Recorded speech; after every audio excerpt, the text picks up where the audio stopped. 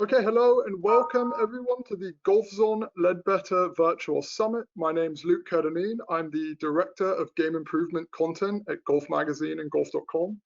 There I oversee all our service journalism, ranging from instruction and equipment and health and fitness and everything in between. And today I'm absolutely delighted to be joined by the legendary performance coach, Dr. David Alred. Dave, thanks for joining us. How are you doing? You're welcome. It's nice and early in the Brisbane morning here, and the sun is out, which I'm sure is not quite the case where you are.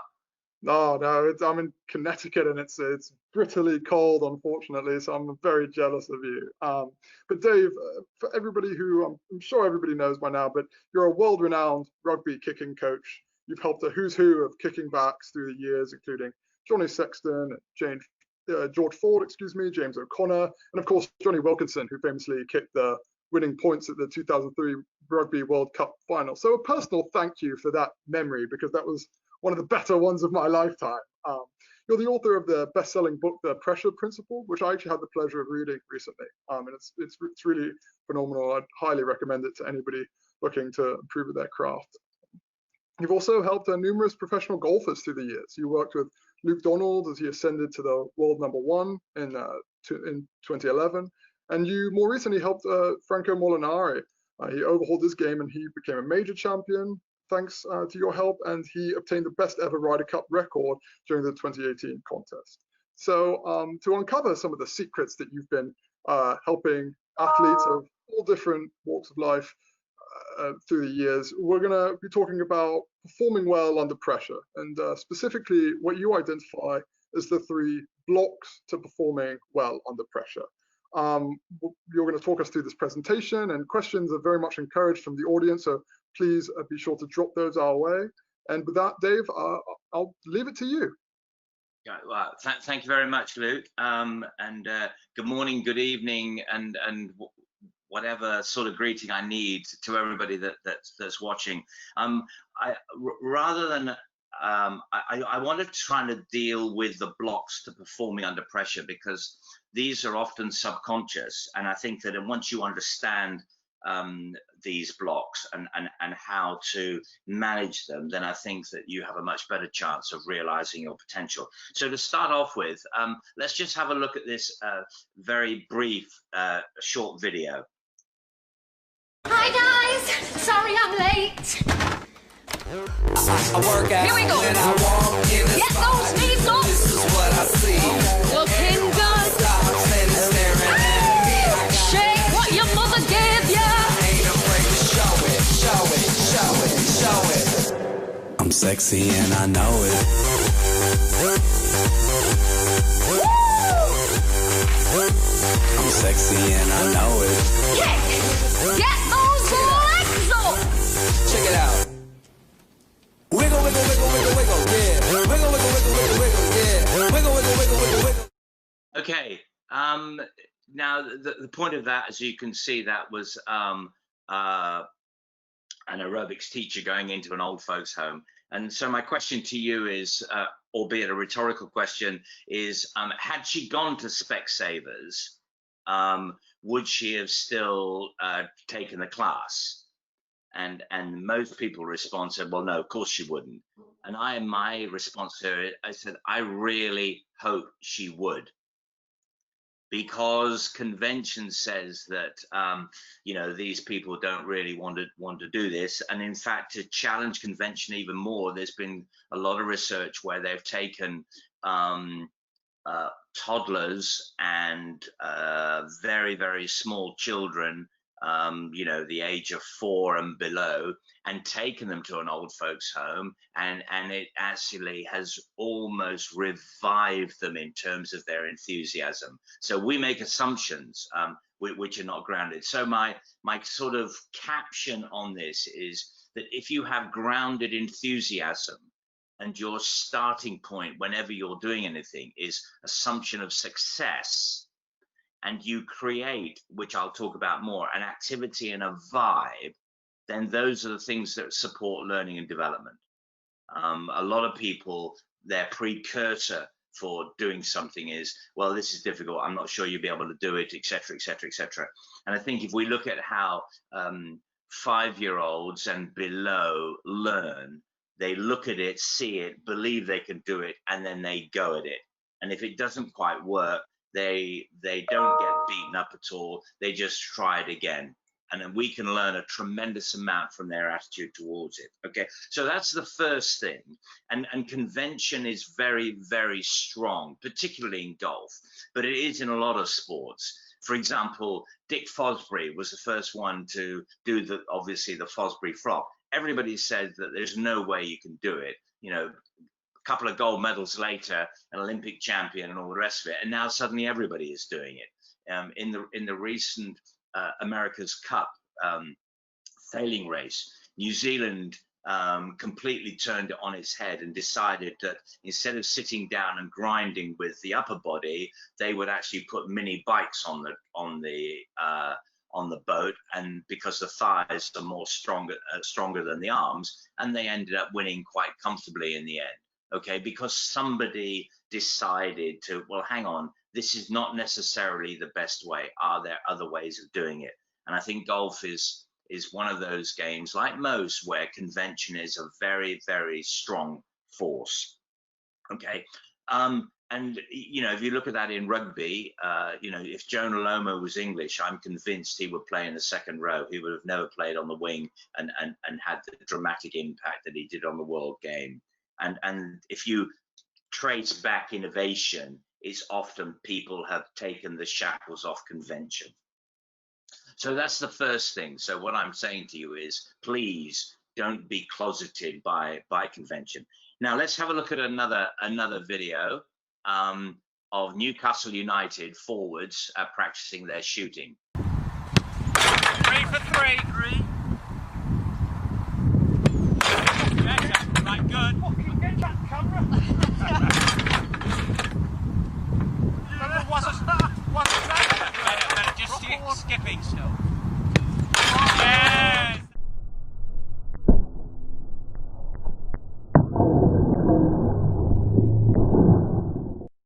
Okay, so if I was to ask you, and normally I would do this as kind of interaction, if I was to ask you to assess yourself, I'll do the shooting to start off with, and I said, well, okay, so how would you assess yourself on the right foot and left foot backspin drive? I will guarantee that 95% of the audience would give me an assessment with a ceiling. In other words, it will be an out of score. So if you say, okay, I'm probably 7 out of 10 on my right foot and 4 out of 10 on my left foot. So you know, right, the person's right-footed, not quite as good with the left foot and so on. And the problem that we have with that is that naturally there is a subjective opinion that goes with the score. So if I say I'm 3 out of 10 at something, okay, I am not very good. So really, I'm telling you, I don't think I'm very good. And if I say 8 or 9 out of 10, then I'm telling you that actually I'm very good. And the actual assessment of the skill, okay, is not really relevant. It makes no odds. So I'm actually saying that we have a lot of problems with conventional assessment. First of all, out of creates a mental ceiling.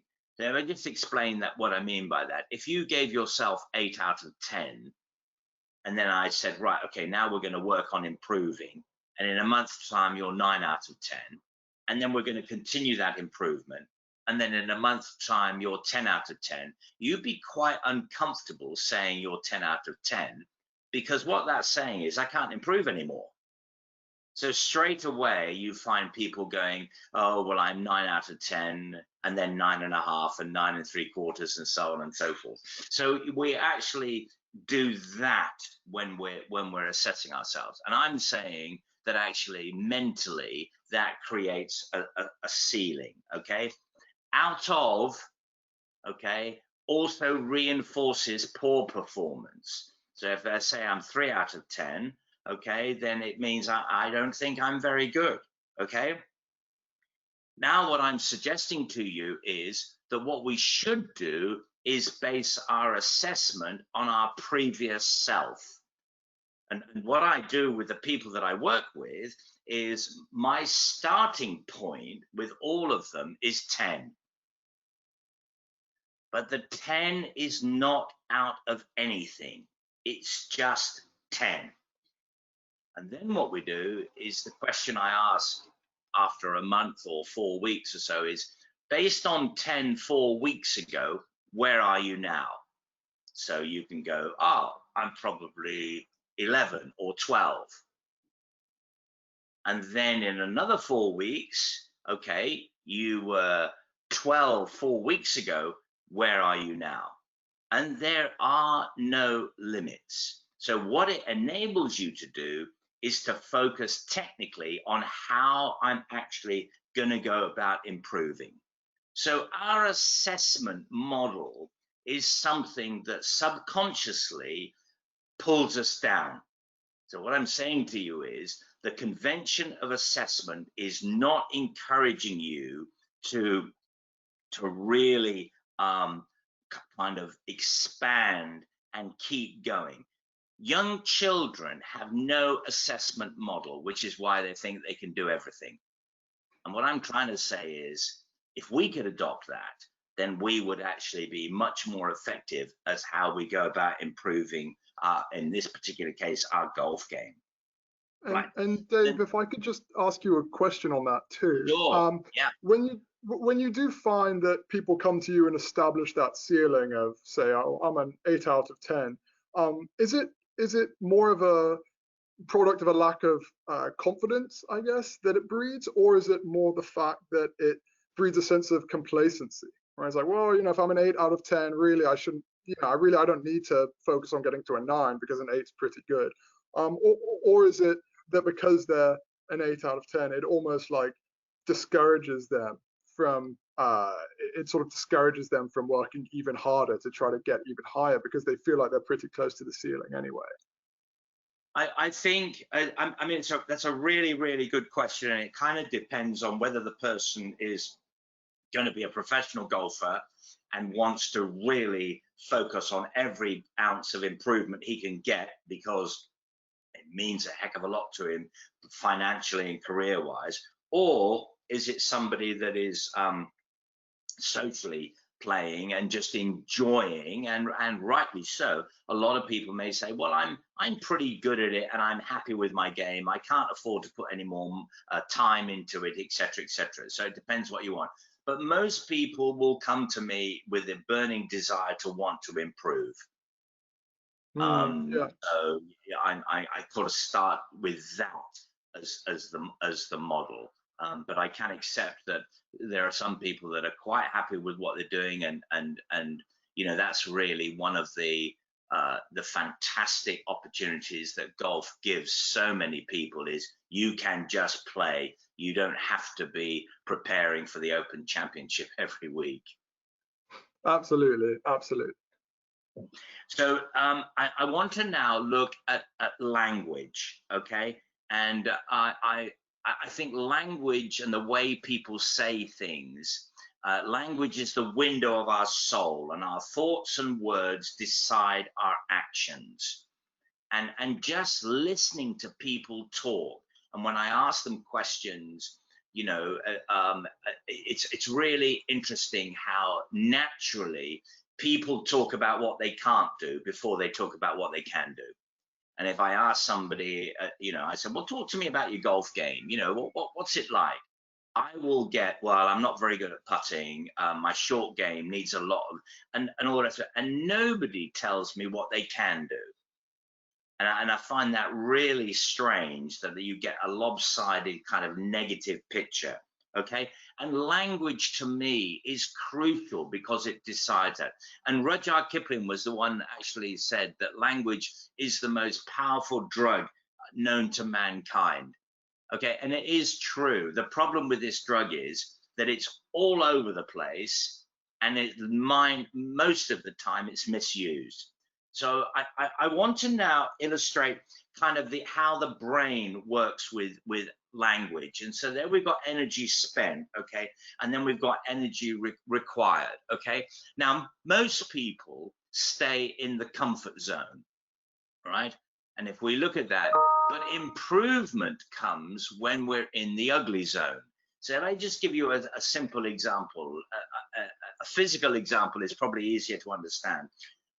If you were trying to do as many press-ups as you can and your maximum right now was 10, your ugly zone would start at 9, 8, 9, 10, and that's when it's difficult, and you'd probably get to the state of when I tried 11, I couldn't complete it, so that was my maximum. But if we kept working in that area of 8, 9, 10, eventually it will become 11. And eventually it will become 12 as our body gets conditioned. And the skills are no different. The key is that a lot of people don't really like the ugly zone. Now, just to go back to our young children get in that ugly zone straight away. And I want to show you how. First of all, okay, we look at their first green arrow, which is what I do, is there's an excitement and challenge. And you've only got to look at young kids that, you know, just about to go out to play or whatever. They are almost vibrating with excitement. They want to do something. I don't see that with many golf lessons. You know, just to kind of put this in it. Okay. The next thing is that the next green arrow that I fire is always work on likely success. And you'll hear me talk about this again. It's at the margin that you're always trying to improve. So if somebody, let's just go to a press-up example. If somebody can do 10 of something, then I will be working at 10 and 11. And if somebody can do 20 of something, I'll be working at 19, 20, 21. So each person works at their own personal margin. Right? And the philosophy of a no limits mentality is you're always trying to get better than your previous self. And that's a crucial understanding there. Okay? Because if you try and do that, you have more control, and everybody who gets involved in improvement can win, because you're not comparing yourself with somebody else. You're comparing yourself with your previous self. Now, if you argue and say, oh, yeah, but David, we want to compete against other people, you still have to improve on where you were, from where you were before. That's the crucial nugget, okay? The next thing is self-esteem. Okay, so my next green arrow that I fire is self-esteem. It is so important that your self-esteem is intact to be able to get into that ugly zone, right? And the last one is security. And security is based on if the person experiences excitement, challenge, likely success, and their self-esteem is intact, okay, then they will feel more secure about getting into this ugly zone where they're probably going to fail initially. And it's how you go about creating that environment to allow people to get in that ugly area. Now, people often say to me, what is it you actually do? Well, all I do is fire green arrows all day long. That's all I do, because I'm fighting against the white arrows. And the white arrows are this, right? This is the thing that I'm against: fear of failure. People do not like failing, okay? The next one is, okay, low self-esteem. And the problem with that is, if I fail, it's not a million miles away from me becoming a failure. And that's why it's so important to separate the person from the performance. And this is one of the reasons why, as you'll see later on, that I always comment on commitment and attitude and application before the outcome. Because if those are right, then I'm more likely to get people to want to go into the ugly zone, okay? And the next one, the next horrible one, is fear of the outcome. Well, if I fail, what's going to happen? What will people think of me, etc., etc.? And then the last one, of course, is uncertainty and insecurity. So if you think about it, that's probably the golfer facing the cut line, the white arrows, and I'm firing the green arrows. So that's the model, all right? So the question is, okay, how do we actually do it? You know, it's all very well having a diagram, but what does it actually mean? And of course, it's language. Language is your tool. It's so important. And I've divided it up into 3 sort of types of language. There's negative language, positive, and productive. So let's look at the first one. Okay. So we've got here what happens. Okay, we've got negative language, and that's what happens. It gets people out of the ugly zone. So if I talk about deletions in particular, okay, and it's quite interesting how if you're any form of teacher or instructor, just question yourself, how many times in the last week have I asked somebody not to do something? And in a way, that's probably the worst thing you can do, because the brain doesn't work on deletions. It's very, very difficult for an individual to actively forget, because you have to remember what to forget, and therefore you can't forget it. So if you ask somebody to not do something, then they're probably more likely to do it. Okay, so that's the negative language. Then we've got positive language, okay, and positive language usually makes people to get in the ugly zone to start with, but it doesn't last very long. And then there is what I call, and I'm trying to encourage people to use, is what we call productive language.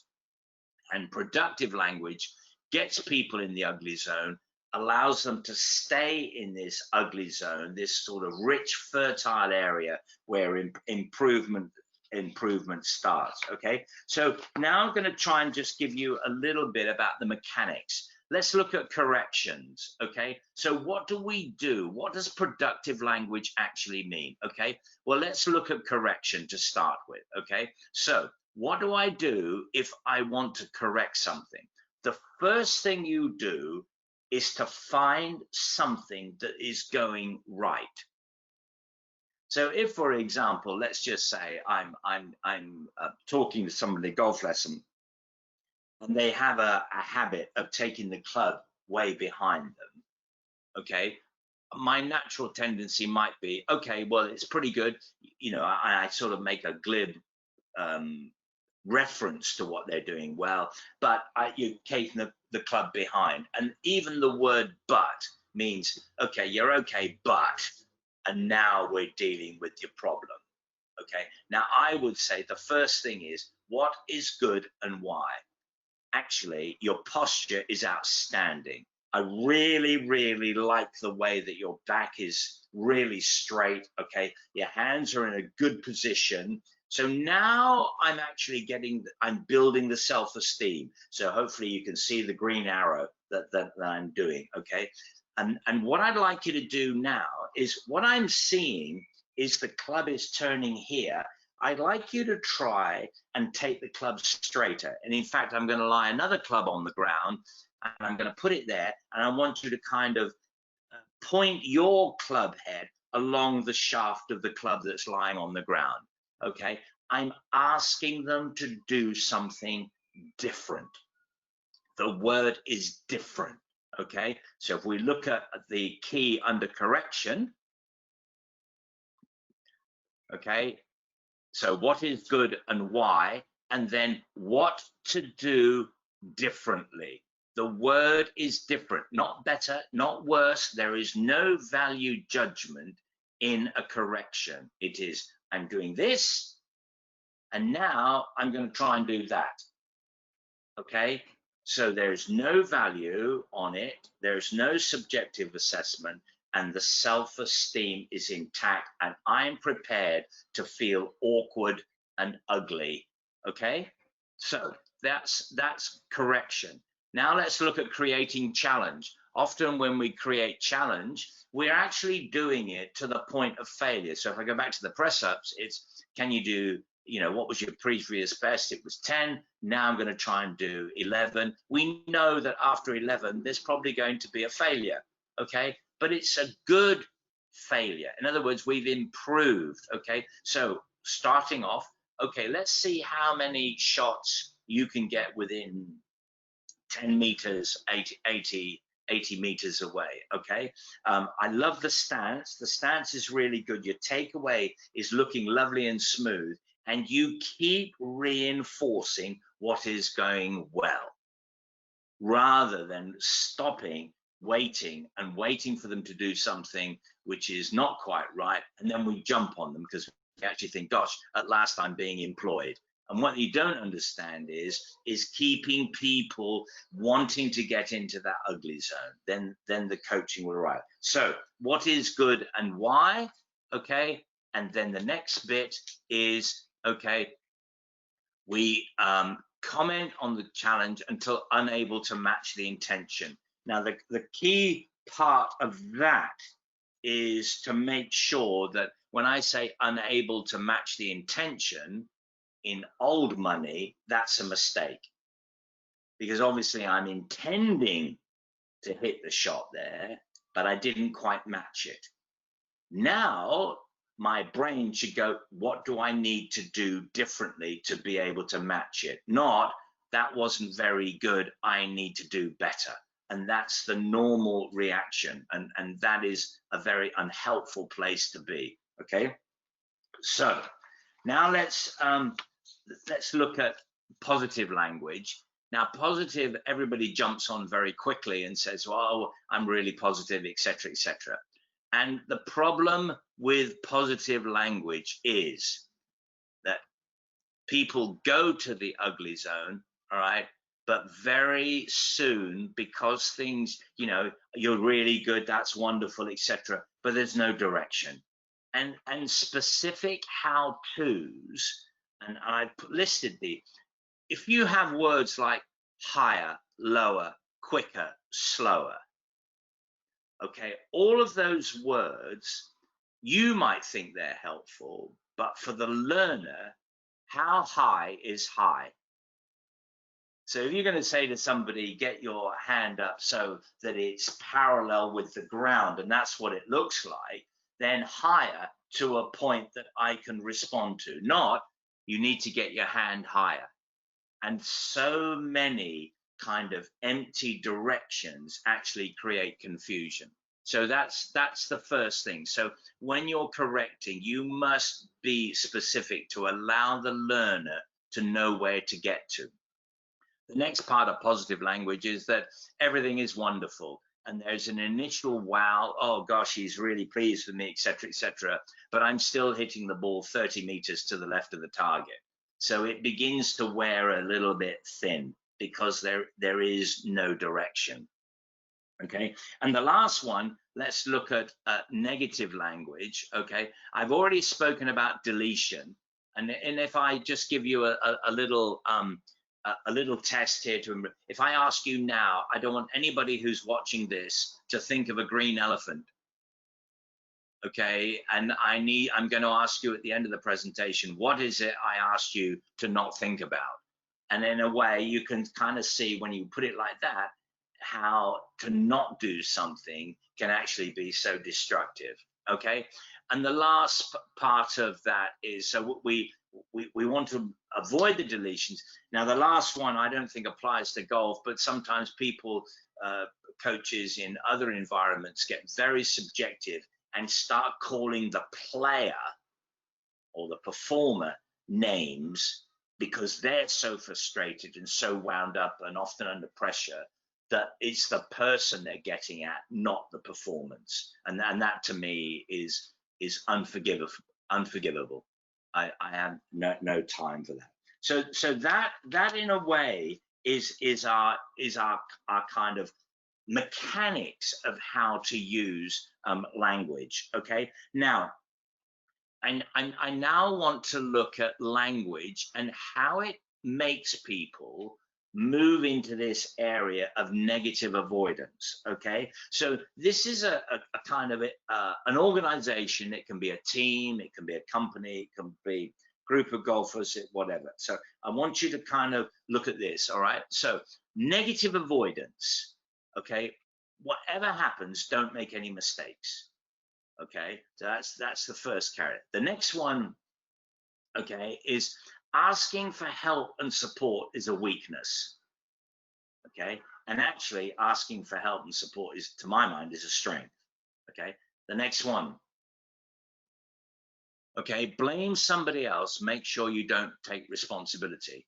And there are some golfers that are very good at it. They don't blame somebody else, they blame something. It's the grips, it's the shaft, it's the setting, it's the way the club has been built, etc., etc., etc., rather than taking responsibility. Next one. Don't do anything you're not 100% sure about. Now that is the cardinal sin. That's the thing that limits people's potential, that attitude. Next one. Okay, quickly find fault in others before they find fault in you. So this is obviously a team kind of environment, that it wasn't my fault, you know, I passed the ball, he wasn't there, etc., etc., etc. Okay, and then the next one. If somebody is struggling with something, get busy with something else. So kind of ignore that. So this is an extreme. Now I want to look at the other end of this kind of no limits culture, okay? So we look at this. Number one, okay, committed to improving on previous self. So that's not saying that everybody is trying to get better than everybody else. What it is saying is everybody within us, so that's coaches, players, fitness people, whatever else, is trying to get better than they were before. So constant improvement should be an excitement, all right?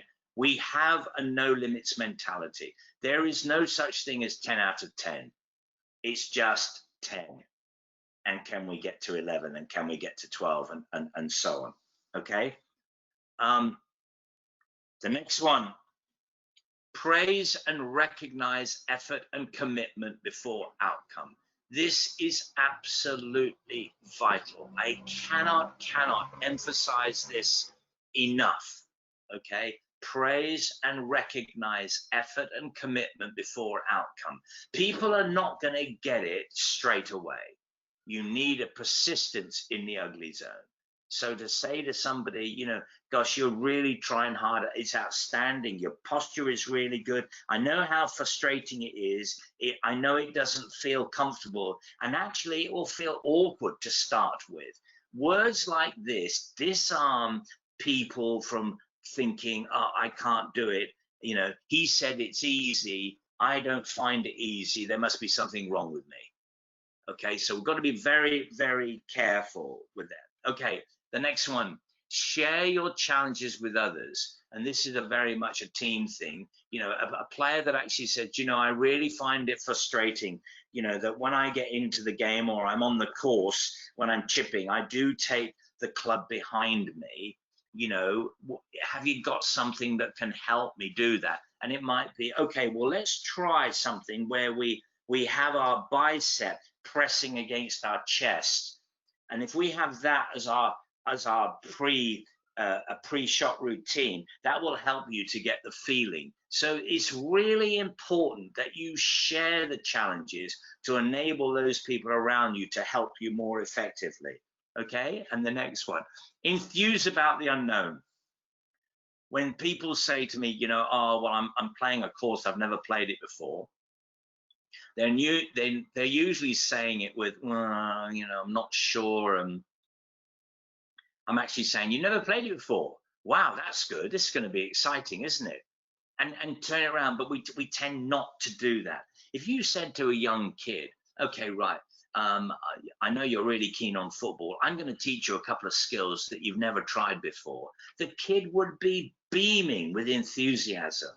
Okay, but we somehow in our development we've lost that adventure, and I want to try and get that back of that. So enthuse about the unknown. Okay, the next one is when we do something well, we should say, yeah, how good is that? And then we should be looking at it Now, just imagine if we can do that with all the clubs or whatever it is. So always be looking at the next bit. Yeah, and it's not a fault.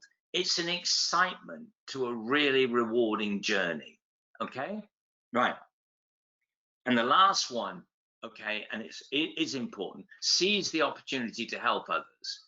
And that should be within every team, and particularly a functional team within a golf environment. You know, see how you can help people as your starting point rather than trying to find fault. Now, so we've got these two extremes, and I want to kind of compare them, and then you'll see where I'm coming at. So let's look at a comparison. So this is our sort of mistakes and you know, the cut line, whatever you're going to call it. Negative avoidance tends to look behind. Okay, it's also a pretty flat environment. Okay, as we look at that, all right, we stay in the comfort zone and we avoid mistakes, because if we do that, okay, then we're not going to be in trouble. Now, the no limits mentality at the other extreme is we're always looking ahead. God, how good could we be, etc. We work in the ugly zone and we enjoy it. There's some enthusiasm around, okay? And we will not match our intention all the time. We will make mistakes, but look at the difference, okay? And so, Dave, if I could just ask there, so when you're encountering a player who sort of knows they need to get into the ugly zone, but for whatever reason, perhaps they're nervous about, you know, about getting there. So, you know, let's say they're playing a US Open and the course is really difficult, and they are sort of have this lingering doubt and worry sort of simmering within them, and you can sort of sense that as a coach. How do you help shepherd them into a place where they can actually start being confident in the fact that they are going to sort of tackle this challenge, and they need to be okay with that? I think there's two things. I mean, one, you know, I wouldn't be waiting till the day of the US Open to kind of look at that as a strategy. The most important thing is that when you practice, you should practice in the ugly zone. And there are loads and loads of ways you can create that, where people are thinking, oh, right, okay. I mean, another one is if you just had it with consequence. Okay, you need to try and get 5 shots in this circle, okay, and you've got 10 attempts, all right? If you don't get it, you do it again. So straight away, there's and when you watch people, you see, right, okay, I've got the I've had 9 shots, I've got 4 balls in, this ball is it. And it's quite interesting how that they will find this place right now, and then they scuff it, and then you put it back again. And as you go further down this track of, no, we're going to do it again, don't worry, that's fine, let's have another go, etc., the pressure builds and builds and builds. And that is a wonderful place to operate in, because now you're saying, okay, right, now we're under pressure. Now, what's the thing that really is going to get you into the process rather than worry about the outcome? And then it might be, okay, so this chip, let's imagine that we're actually aiming at a particular dimple on the golf ball. So I brought it right down to the minutiae of the process, right?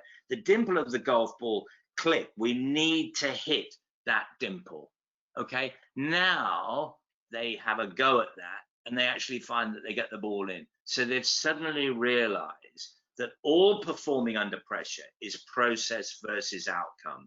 And what normally happens is that when we are under pressure, the outcome or the consequence of the outcome is the thing that takes us off the process. So we can find some hard and fast triggers, thoughts, whatever it is to get us back to the process. Those are the things that count. But you have to be able to do that within a practice.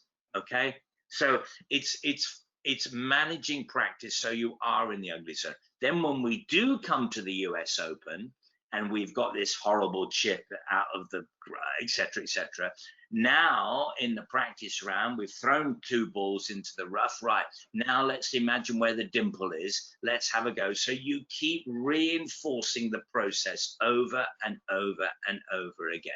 Okay. And it seems like that sort of constant reinforcement can be really important when a player, you know, let's say they've just come off a couple bad weeks and their confidence is a little lower than usual. Then you'll need to probably reset those goals, right, for them. In order to inject some positive energy or some positive reinforcement into this system, so they can get that going again. Just one thing there on your on the language, and I, you know, I'm really glad that you've kind of made that comment with that. The word positive gets overused because positive can often mean, yeah, it was really good, etc. And so on.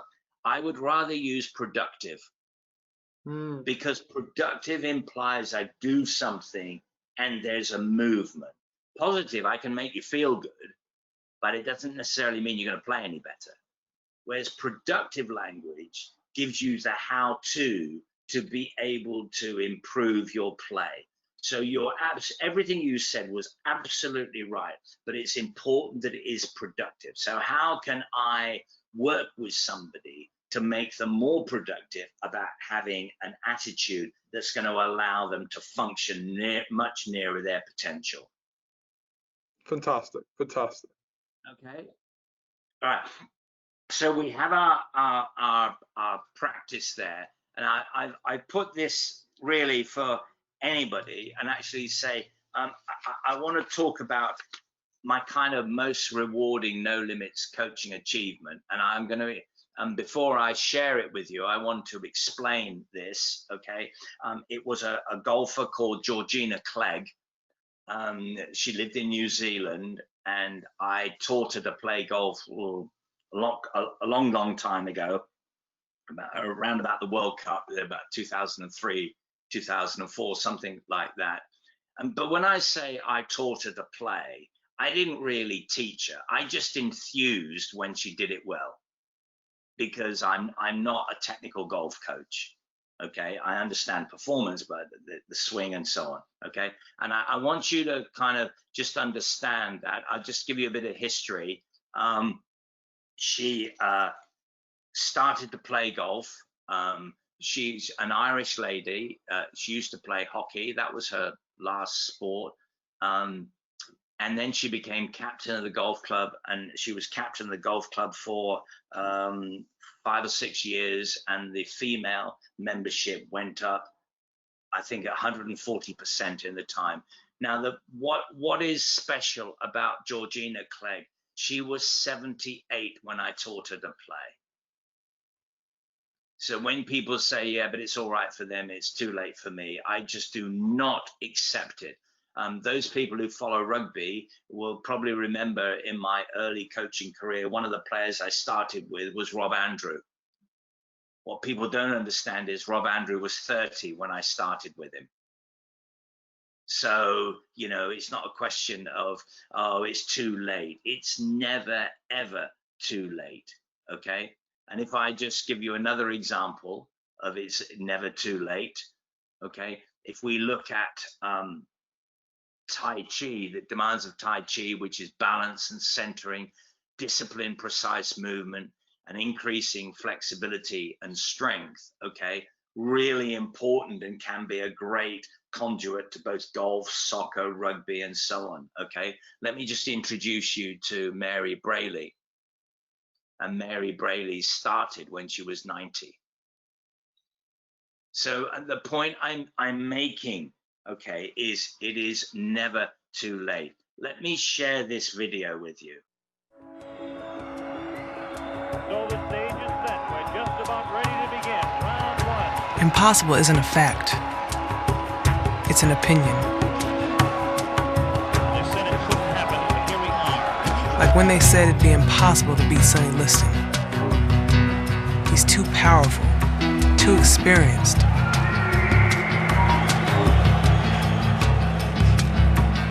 Or when they said don't take the fight in Zaire. He's too young, too strong. He's gonna destroy Ali.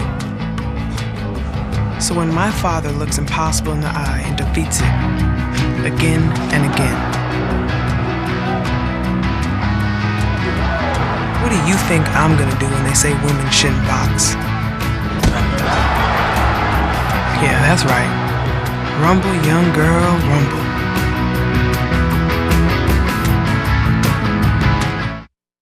Okay, sorry about the quality there, but what it's basically is challenging, saying that people saying things are impossible, but it's only. So let me just kind of give you a summary of this. Okay, first of all, please do not underestimate the impact of enthusiasm, vibe, and excitement. You know, have a bit of wow in what you're doing. Okay, effort is success. There is no failure. And that's a really important starting point, okay?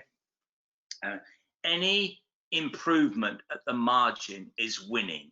And that's where better than previous self is such an important tool on this, okay? Use can-do productive language, right? And that's probably, I know it's just one of a group here, but that is crucial. That's kind of the oil that makes the engine work. You can have all the knowledge you like, you can have all the tools, you can have all the experience, but if the language is not productive, then it's likely your engine will seize up. Okay, so really, really important. Okay, building self-esteem creates commitment, and again, with people starting off or beginners or people that are struggling, the self-esteem is really vital, okay? And start. So the next one, start with assuming and believing you will get success and progress. It's really funny, particularly young children. They kind of know whether you believe in them or not. And I think adults are the same. I think there's often your demeanor, the way you talk to them, the language you use, your enthusiasm and so on. It's really important that gives over something that allows people to think, gosh, he thinks I can do it. I reckon I can. Not, he doesn't think I'm going to do this. Okay, so that's a vital component. Okay, so now let's just look at this. There are no limits at the margin of everything we do. So wherever you are, you can be world number one, you can still get better. Okay, but the caveat is providing we have the skills, and people call these soft skills. I can understand why they call them soft, but actually they're soft but crucial. Providing we have the skills, the soft skills, to remove the blocks so we can readily subconsciously apply. So we're trying to remove those subconscious blocks, all right? And if we get that, then we can produce a no limits mindset. So I'm hopeful that's given you sort of like 20 years of work in 40 minutes. Absolutely, Dave. And I had a question there too to wrap it up, because there's so much brilliant information in there. And one of them that I'm curious about is, you mentioned that kids have this sort of inherent sense of like self-esteem, of not being afraid of failure. And it's funny because it's something that some of our coaches, some of our Golf Top 100 teachers will say that when they're coaching junior golfers, laying down that foundation of positivity, of confidence, is really something that carries them through, and if done correctly, can last them throughout their entire career, because that's what's going to keep them going, that underlying sense of confidence. And I'm just curious if that is something that you see across other sports too. Absolutely, yeah.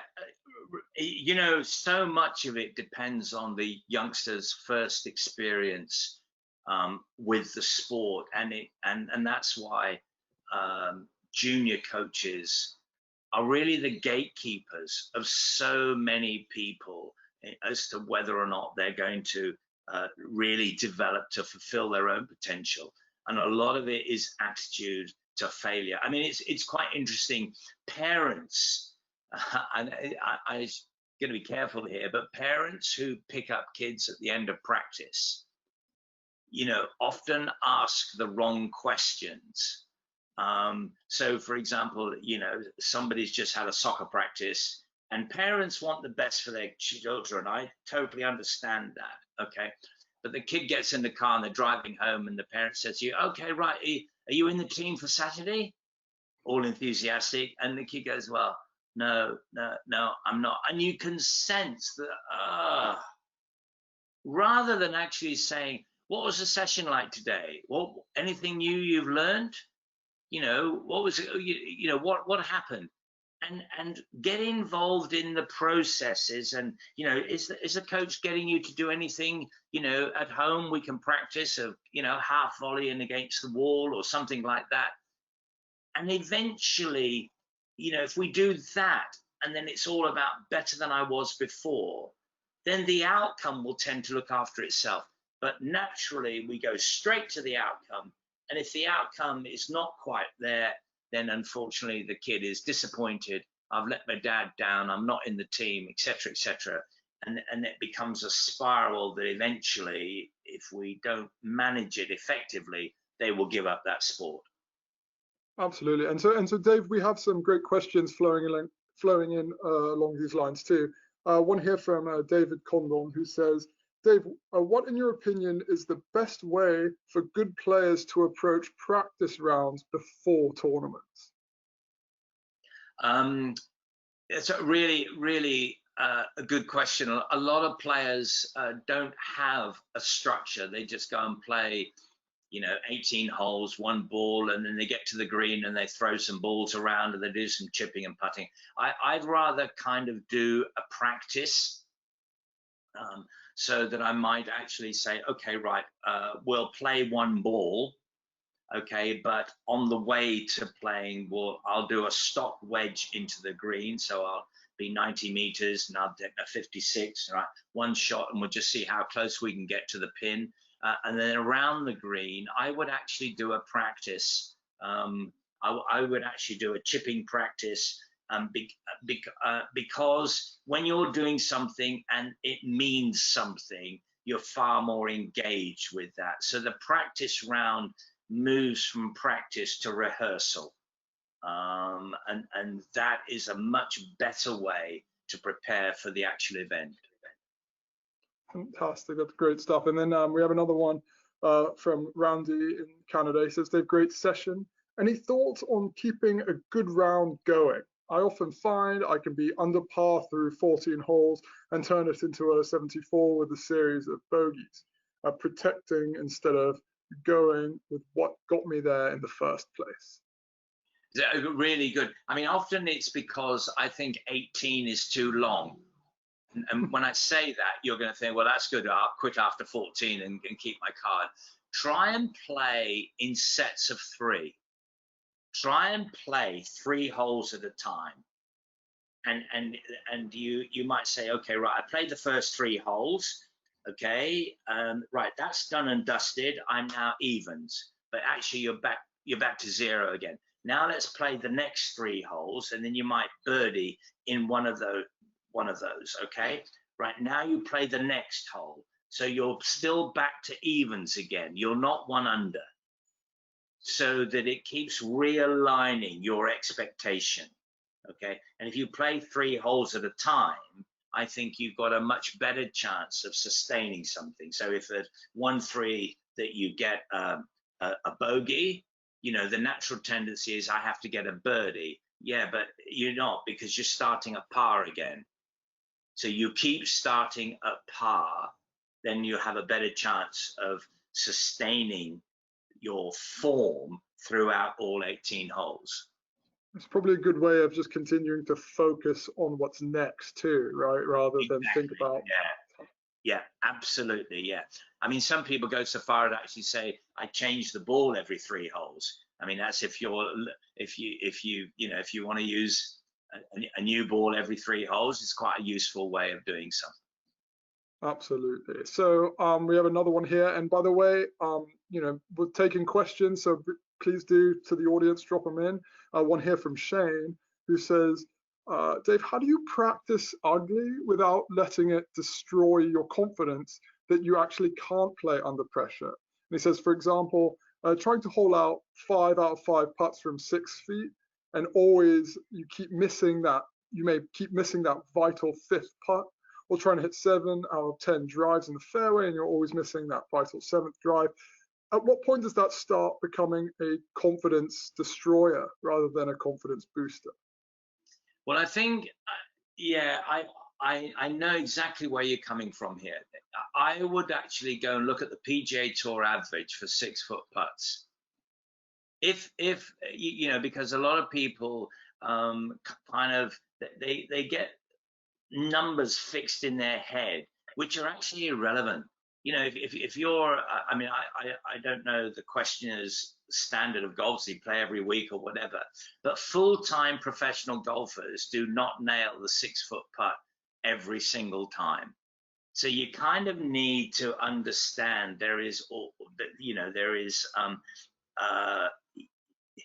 it's almost like good golfers that get a good score have better bad shots rather than great good shots.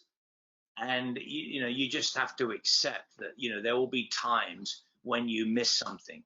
But the other point about this is, what is your attitude when you do miss on the next shot? Because that is the training part of this. So I'm trying to get 6 out of 6 putts, 6 feet. Okay, and I'm thinking, well done. You occasionally you'll get 6 out of 6. You might get 5 out of 6, and there might be days when you get 4 out of 6, because it'll depend on greens and conditions and so on and so forth. But the real question is, if I miss the first one, and now I can only get 5, what's my attitude on the remaining 5 putts? That's the real training effect. And if I miss the first one but get the next 5, then I am really going in the right direction. And this actually feeds really nicely into our next question here from Jonny, who says, Dave, what type of baseline metrics do you use to establish current self to refer back to later on? You've got to kind of give people some practices and to establish some baselines. And the baseline, as you know, I call that as 10. So,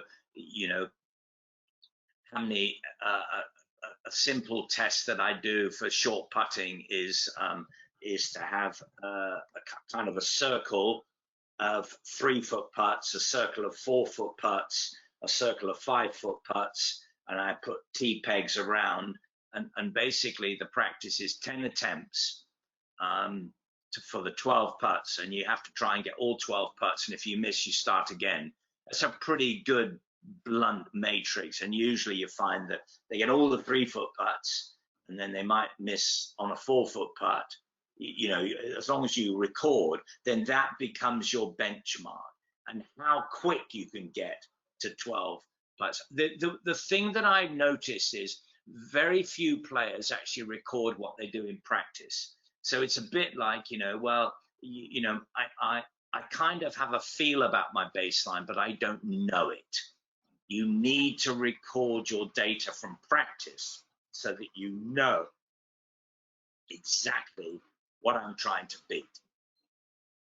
Fantastic. And so this will be our final question. It's from Laszlo. He says, Dave, should practice end with a good shot or a bad shot? What is the most efficient way to end a practice session? Yeah, so really, I love that question, because it will do the same with goal kicking. A lot of people say, I need to finish, make sure that I hit a really good shot at the end of the practice. Okay, I'm in two minds. Sometimes I think, yeah, that's really good. And with a youngster, I might do that. But with an adult, I often say, who's somebody who's practicing every day, okay, if I miss it, I have to deal with it. I have to live with it. And then hopefully it will actually give me renewed enthusiasm the next opportunity I have to put that right. And kind of that's life in a way. You know, in rugby, you know, you are going to miss the occasional goal kick, but if the only way you can recover is I have to quickly replace it with one that I make, you're not going to survive very long. So it's basically living with the miss, but doing something about it at the very next opportunity. Fantastic. Well, on that note, I think we'll wrap this up, though on this occasion we are ending with a good shot because this is such a good session. Thanks again, Dave, for taking the time, and a reminder to all the audience out there that you can download, there'll be a handout available for download in their control panel, which contains the schedule for the remaining sessions, which includes tomorrow when me and my golf are coming on to discuss their journey to social media success. That'll be at noon tomorrow Eastern time. Once again, Dr. Dave Alred, thank you so much for taking the time and for all your fascinating insight. Thank you very much. I really enjoyed it.